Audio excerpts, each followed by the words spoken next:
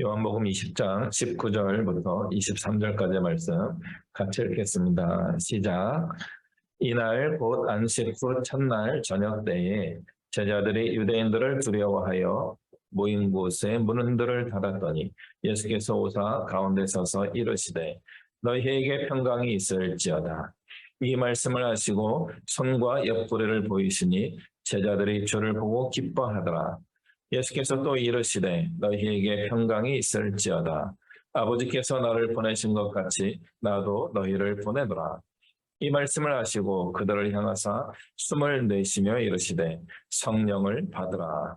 너희가 누구의 죄든지 사하면 사하여질 것이요 누구의 죄든지 그대로 두면 그대로 있으리라 하시니라. 아멘. 네, 반갑습니다. 벌써 10월 두 번째 주일을 맞이하게 되었습니다.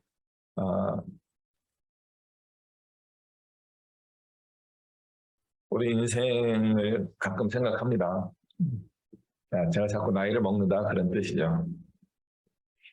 나이를 먹으면서 제가 요즘 일부러 의도적으로 하는 표현이 있습니다. 그것이 무엇인가 하면 나는 지금이 가장 행복해 라고 말하는 것입니다. 실제로 그러냐? 그러면 그렇습니다. 믿거나 말거나 저는 그렇게 믿고 확신하며 다른 사람들에게 이렇게 고백하며 살아갑니다. 저희 어릴 때도 괜찮았습니다. 저의 청년기에도 괜찮았습니다. 그런데 이제 중년기 후반으로 넘어가는 이 시기에 저는 지금이 제일 좋다라고 이야기합니다. 그럼 사람들이 저를 이렇게 쳐다봐요. 밑가짓게 하는 표정으로. 그분들의 표정과 그분들의 말씀이 맞을 수도 있어요. 그럼에도 불구하고 저는 오늘이 가장 행복하고 앞으로 오게 될 미래가 기대됩니다. 저는 그런 마음으로 살아가고 있습니다. 실제로 많은 사람들이 저처럼 살고 싶어 하시는데 잘 안 되시는 것 같아요. 그리고 솔직하게 고백하면 저도 이렇게 이야기하면서 살아가는 것이 쉽지 않습니다. 어렵습니다. 왜냐하면 우리의 인생이 그렇게 녹록지 않기 때문에 그랬습니다. 왜 저 혼자만 평안하고 즐거울 수 있겠어요? 그렇지 않아요. 저도 똑같습니다. 어떤 면에서는 다른 분들보다 훨씬 어려운 삶을 살고 있는지도 모릅니다. 그럼에도 불구하고 저는 지금이 제일 좋다, 앞으로 미래가 기대가 된다. 이런 이야기를 하게 됩니다. 제가 거의 한 30년째 씨름하는 책이 있습니다. 죽음에 이르는 병이라고 하는 키에로 케고르의 책이죠. 저희 설교 때 자주 나오는 것입니다. 아직도 그 책을 완전 독파하지 못했습니다. 몇 번 읽었는데 잘 모르겠어요. 불안에 관한 앵자이어티라고 하는 불안에 관한 이야기입니다. 또 불안과 유사한 감정이 있는데 공포입니다. 불안과 공포라고 하는 감정 혹은 정서 혹은 느낌 이런 것은 이유가 있습니다. 그러나 자세히 보면 근거 없는 불안이기도 합니다. 가장 대표적인 불안 중에 하나가 무엇인가 하면 주차입니다. 아파트에 사는 분들도 좀 오래된 아파트에 차량이 많아져가지고 좀 내가 원하는 주차 장소에 주차하지 못해서 불안을 느낄 때가 많이 있습니다. 주택에 사시는 분들은 훨씬 더 큰 주차 불안을 느낀다고 합니다. 그럼에도 불구하고 연구에 의하면 어딘가에는 주차를 할 수 있다는 거예요. 내가 원하는 그 장소에 주차하지 못해서 그렇지 어딘가에는 주차하고 그날 밤에 집에 가서 주무십니다. 그럼에도 불구하고 사람은 그 불안을 느끼는 거죠. 공포를 느끼는 겁니다. 죽음에 대한 공포, 질병에 대한 공포, 최근은 실제로 전쟁도 일어났기 때문에 전쟁에 대한 공포. 특히 우리는 북한에 대한 근거 없는 근거가 있어요. 그럼에도 불구하고 자세히 보면은 그 정도의 공포를 가질 필요가 없는데 지금은 우리는 과거의 경험에 의해서 현재의 불안을 느끼고 공포를 극대화하는 경우가 많이 있습니다. 심지어 어떤 사람들은 그것을 이용해요. 죄송하지만 의사 선생님들도 그걸 이용하시고요. 또 다양한 주술적인 일을 하시는 분들도 그런 것들을 이용하십니다. 이런 주술적인 일들에 어쩌면 교회에 목회자가 들어갈지도 모르겠습니다. 어떤 TV 프로그램에 나온 법의학자가 말한 것을 우연히 보게 되었습니다. 그분은 수많은 사건을 조사하면서 이 사람이 왜 다쳤는가, 심지어 대표적으로 이제 사망한 사건들을 조사할 때가 많이 있다고 합니다. 그래서 사망의 원인을 규명하면서 범인을 찾기도 하고 하는 그런 프로파일러에게 정보를 제공하는 그런 일을 하는 의사 선생님이었습니다. 이분이 수많은 죽음을 관찰하고 분석하고 해부하고 조사하는 과정에서 겸손해지는 깨달음을 얻었습니다. 그분의 표현이 이런 표현이 있습니다. 어떤 누군가에게 일어난 일은 어느 누구나에게도 일어날 수 있다라는 겁니다. 그분의 견해에 의하면 나는 지금 평안하게 살아갈 수 있다라고 생각하는 것을 조심하라는 것입니다. 귀한 가르침입니다. 그러나 앞서 제가 말씀드린 것처럼 불안증에 시달리는 분들에게는 학자가 말해준 것으로 인하여서 이 불안이 더욱더 강화될 수도 있습니다. 거봐, 그럴 줄 알았어. 마른 하늘에 날벼락이 비칠 거야. 하늘이 무너질 거야. 이런 불안에 빠질 수 있습니다. 확률적으로 굉장히 낮은 확률입니다. 그런 사고를 당하고 돌아가시고 고통을 겪는 분들이 의외로 많지는 않습니다. 당하시는 그분들이 너무나 고통스러워서 그렇지 실제로는 모든 사람이 그런 일을 겪게 되지 않습니다. 모든 사람이 겪게 되는 그 일은 전쟁과 같은, 그리고 최근 2, 3년간 진행되었던 코로나와 같은 전염병들을 제외하고는 개인들에게 큰 불행과 불안이 자주 발생하는 것은 아닙니다. 그러나 안 온다라고 확신할 수도 없는 겁니다. 불안과 공포는 언제 등장하느냐면 우리가 마음이 연약해질 때입니다. 불안과 공포 없이 살아가라 그런 뜻이 아닙니다. 젊은이들이 죽음에 대한 불안이 없을 때, 죽음에 대한 공포가 없을 때 정말 도전도 잘하고 용기 있게 살아갑니다. 그러다가 사고를 겪는 경우도 많이 있습니다. 반대로 너무 지나친 불안에 빠지는 것도 조심해야 됩니다. 우리의 삶이 위축되고 꼼짝 못하는 겁니다.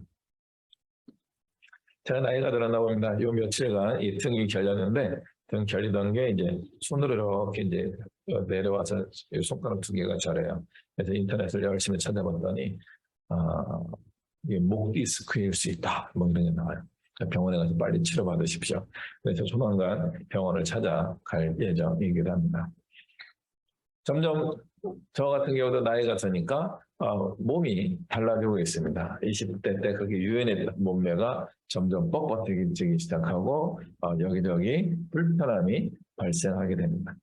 그럼 너도 불안하게 되지 않냐? 공포를 느끼게 되지 않냐? 말씀하실 겁니다. 실제로 그런 마음이 들기도 합니다.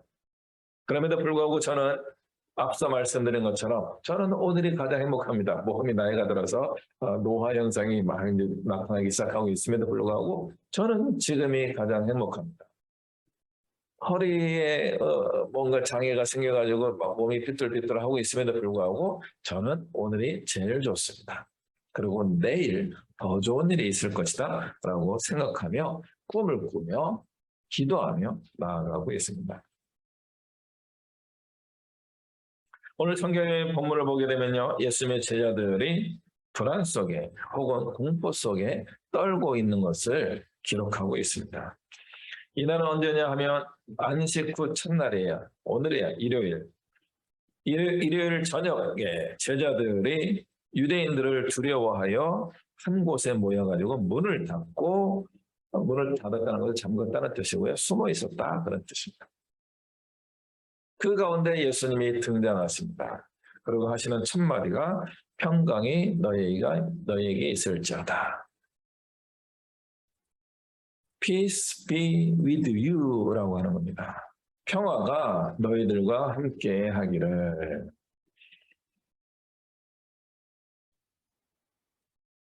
후반부에 이 말씀을 좀 더 말씀 나누겠지만 너희 안에 평화가 있기를 원한다 이렇게 하는 것도 아니에요.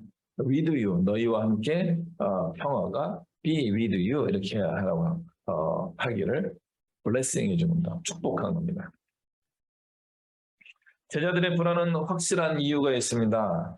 오늘이 예수님이 돌아가신 3일째입니다. 실제로 목요일 날 밤에 체포가 되시고 그 밤에 졸속 재판을 해서 예수님을 바로 사형을 구형을 하고 사형을 언도합니다. 그리고 금요일 날 오전에 십자가에 지고 끌고 가게 하셔서 골고다 언덕에서 오후에 돌아가시게 됩니다. 오후 한 3시쯤 사망하시게 되고 해가 지기 전에 예수님의 시선을 내려놔서 안식일 전날 토요일이 오기 전날 아리마대 사람 요셉인가요? 그 사람의 새로운 무덤에다가 예수님의 시신을 안장한 겁니다. 그리고 토요일 날 하루를 지내고 이스라엘의 절기이면 안식일이죠. 안식일 지나고 일요일 아침에 새벽에 여인들과 베드로와 요한이 부활하신 예수님의 이야기를 해 주었음에도 불구하고 제자들은 불안에 떨고 있었습니다. 믿을 수가 없는 거예요. 자기들의 경험과 지식과 자기들의 모든 이성과 지성을 동원해도 부활하신 예수님을 믿을 수가 없는 겁니다. 그리고 더 중요한 것은 유대인들이라고 지칭되는 예수님 일당들에 대하여 적대적인 세력들이 존재하고 있기 때문에 이들의 불안에는 이유가 확실했습니다. 그래서 그들은 불안과 공포 속에서 문을 닫고 숨어 있었습니다. 한 3, 4일밖에 안 되는 상황이었어요. 여러분이 큰 사고를 겪고 나서 3일째, 4일째 혹은 일주일 그렇게 되었을 때 마음이 평안해지시던가요? 안 평안해지지 않습니다. 계속 불안하고 두근두근하고 떨림이 끝나지 않습니다. 그런 제자들에게 예수님이 오셔서 하신 첫 번째 말씀이 평화가 너희와 함께 있기를. 우리 한글 번역에서는 있을지어다 이렇게 되어 있어요. 왜냐하면 peace be with you 해서 be with you 약간 명령어적인 표현인 겁니다. 평화야 저들과 함께 있어라 하는 것입니다. 근데 자세히 보면요. 너희들에게 함께 있게 만들어라 하는 뜻이에요. be with you 너희들과 함께하게 만들어라. 평화가 너희와 함께하도록 해라 하는 것입니다. 예수님이 평화를 빌어주시는 것은요.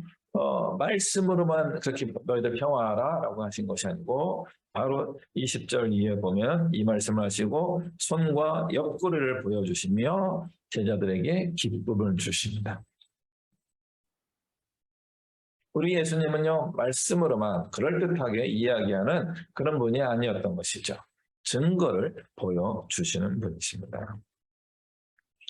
평강은 우리와 함께 할 때 이 예수님의 가르침을 보게 되면요. 우리 내면에 저절로 생기는 것이 아니다라는 것을 발견하게 됩니다. 예수님의 가르침에 의하면 평화는 내 안에서 저절로 생기는 게 아니에요. 평화가 내 안에서 넘쳐나야 되는데 평화가 내 안에서 생겨나게 평화가 이루어지기 위해서는요. 평화가 내 옆에 있어야 되는 거예요. Be with me 해야 되는 겁니다. 그 평화가 나와 함께 해야지만 내가 평화를 누리게 되는 것입니다. 신앙적으로 보면 이제 보이게 되죠. 바로 예수님입니다. 예수님이 내 옆에 계셔야지만 내가 평화로워지는 것입니다. 성령님이 나와 함께 하셔야지만 내 옆에 평화가 세워지는 것입니다.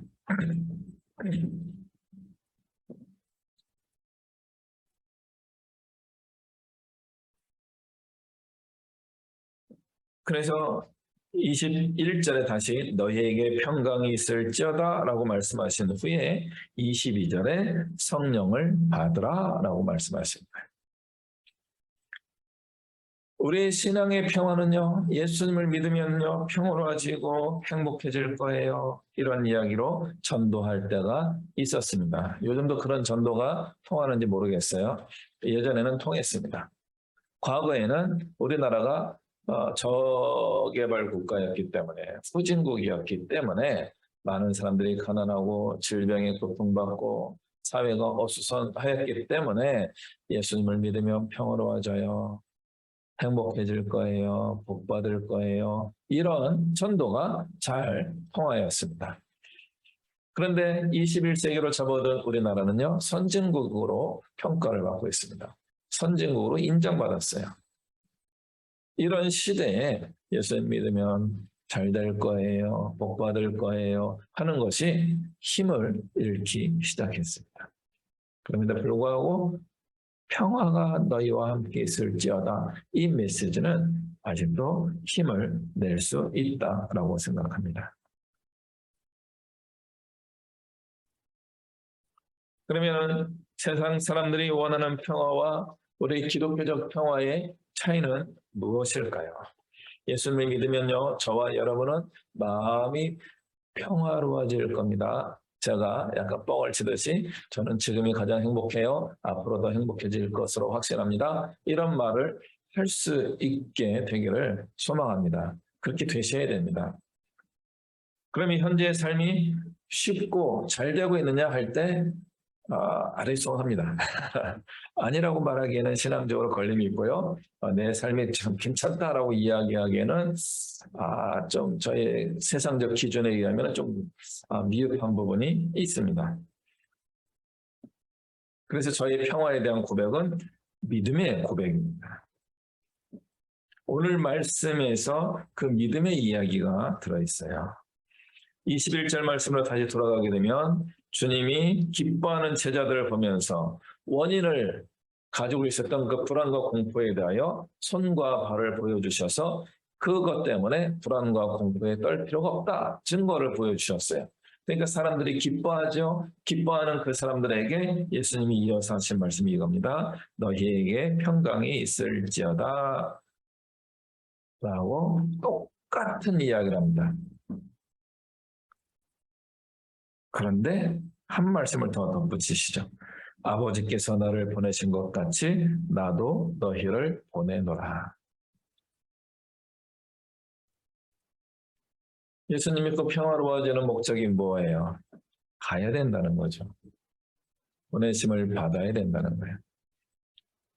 많은 사람들은 예수님 믿고 평화로워지면 그곳에 안주하며 초막셋을 짓고 영원히 행복하게 살고 싶어하는 꿈을 꾸게 됩니다.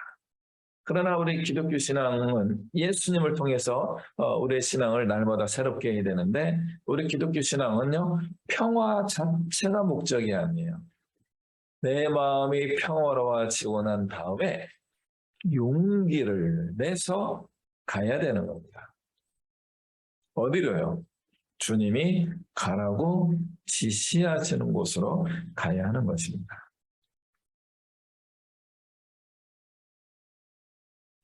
많은 한국 교회가 가지고 있는 딜레마가 바로 여기에 있습니다. 목사님들이 성도들에게 세상을 향해 나가십시오라고 이야기하면서도 교회를 떠나지 못하도록 붙잡고 있습니다.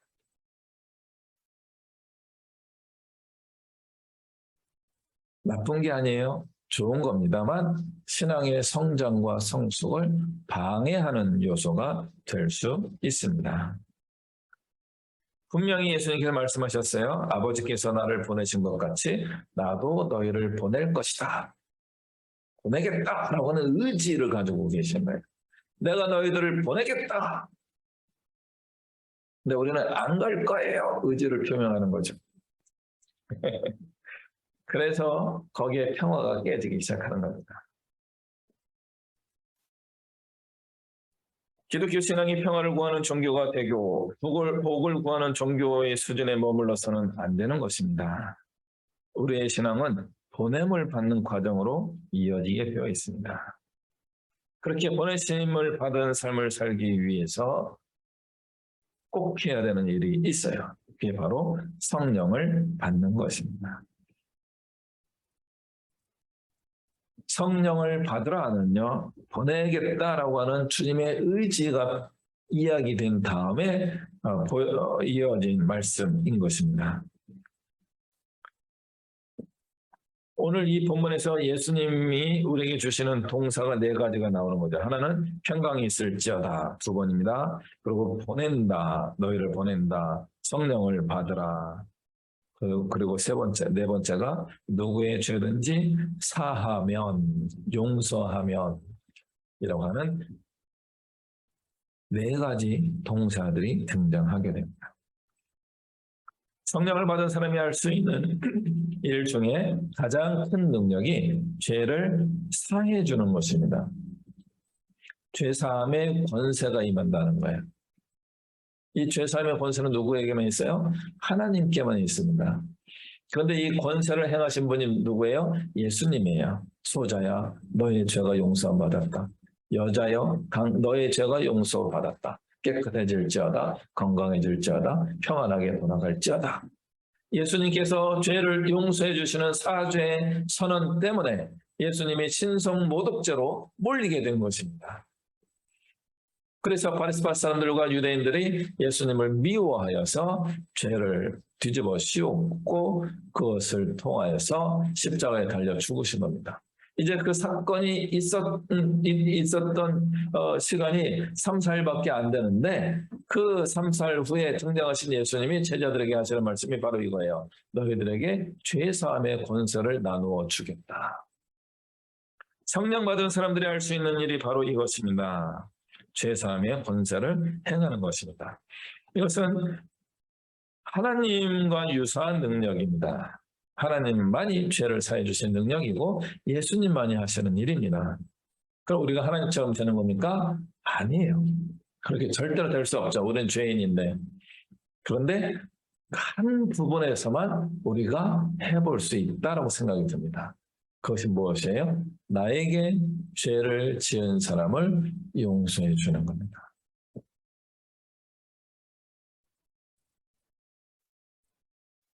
저는 잘 안 됩니다. 저는 용서 잘 안 돼요. 용서하기 싫어요. 아이씨, 그놈 어쩌고 저쩌고 하면서 생각이 막 있어요. 말로 표현하지 못할 뿐이지 제 마음에는 그 사람에 대한 분노와 억울함과 증오와 이런 게 계속 남아있어요. 예전에 비해서 많이 희석되어가지고 좀 연해지긴 했습니다만 잘 안 돼요.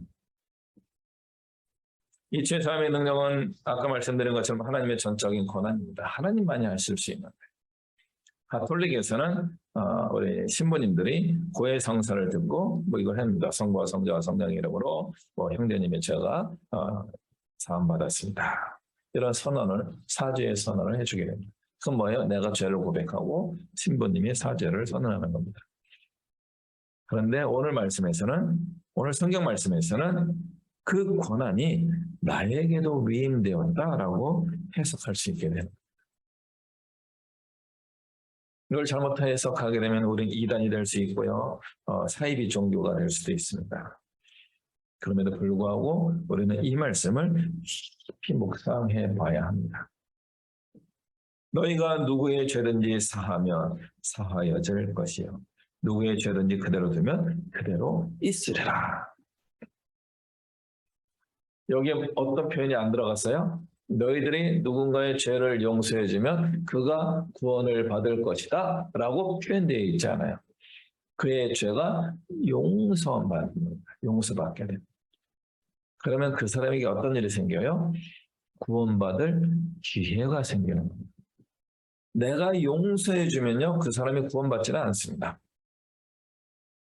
내가 그 사람을 용서해 주지 않으면요, 그 사람은 구원을 못 받습니다. 나 때문에 누군가가 구원을 받지 못하게 된다면 누구 탓이에요? 내 탓이에요. 그런데 내가 그 사람을 용서해 줬는데 그 사람이 예수를 믿지 못하고 구원받으면요, 누구 탓이에요? 그 사람 탓이에요. 예수님이 하신 이 말씀의 흐름은요, 안식 후 첫날 저녁에 두려움과 공포 속에 있었던 제자들에게 평화를 전하시면서 해주신 연속된 말씀이에요. 끊어진 말씀이 아니고 연결된 말씀이에요. 요한복음 기자가 이것을 연결해서 이야기해 준 겁니다. 예수 믿고 평화롭고 싶습니까? 평화롭게 되십시오. 그렇게 되기 위해서는 번냄을 받아야 되고요. 그렇게 되기 위해서는 성령을 받아야 됩니다. 성령 받은 사람들은 죄사함의 권세를 받게 됩니다. 그 능력을 행하십시오.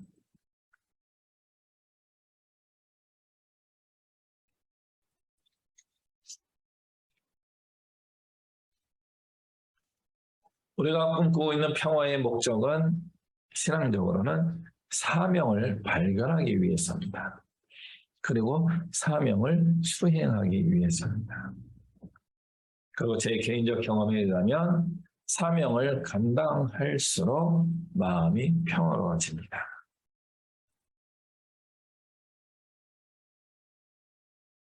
이제 저도 한 단계 높은 신앙으로 올라갈 때가 된 것 같습니다. 이 말씀을 저는 지금까지 평생에 걸쳐서 한 4번 정도 설교한 것 같습니다. 오늘이 4번째 설교로 기억됩니다. 제가 목회 경험이 아주 오래되지는 않고 한 20년 되나요? 많지 않기 때문에 성경 말씀을 구석구석 여러 차례 전하지는 못했을 겁니다. 그럼에도 불구하고 이 말씀은 3, 4번 전하였다면 꽤 의미 있는 설교로 선포한 것입니다. 첫 번째는 평화를 강조하는 설교를 많이 했을 겁니다. 저희 어린 시절 젊은 목회자일 때는 이 이야기를 많이 했던 것 같습니다. 두 번째 설교는 주로 어떤 걸 했겠어요? 사명을 이야기하는 거죠. 번냄을 받은 부분들을. 사명을 감당해야 됩니다. 사명을 감당해야 됩니다. 예수님처럼 우리는 사역을 해야 됩니다. 이런 설교를 많이 한 거죠. 그러다가 이제 나이가 좀 들었나 봅니다. 죄의 문제에 머무르게 됩니다. 내가 누군가의 죄를 용서할 수 있는 단계로 가야 되지 않겠는가. 사실 이 메시지는, 죄 용서함에 대한 메시지는 제 김동석 목사의 최근 10년의 고민입니다. 하나님께서 계속 용서의 말씀을 저에게 주십니다. 그런데 제 마음은 용서가 안 되는 거예요. 누구의 죄를 사해주고 싶지 않은 겁니다. 그럼에도 불구하고 우리 하나님이 예수 그리스도를 통하여 하나님과 우리 사이가 화평하게 해 주신 것처럼 우리가 피스메이커, 평화의 사도가 되기를 원하십니다. 평화의 사도가 되기 위해서는 사죄의 권한을 행사할 수 있습니다. 죄를 용서해 주는 능력을 행하면서 사명을 감당해야 되는 겁니다. 최근 한국교회가 뉴스에 등장하는 내용들 중에 안타까운 것이 뭐냐면 정죄하는 기독교의 모습으로 등장해요. 정치적인 입장을 정죄하고요. 어떤 사회적인 문화에 대해서 정죄하고요. 죄를 묻고요. 지옥 가야 된다라고 저주를 퍼붓는 신앙의 모습들이 TV 매체에 자주 등장합니다.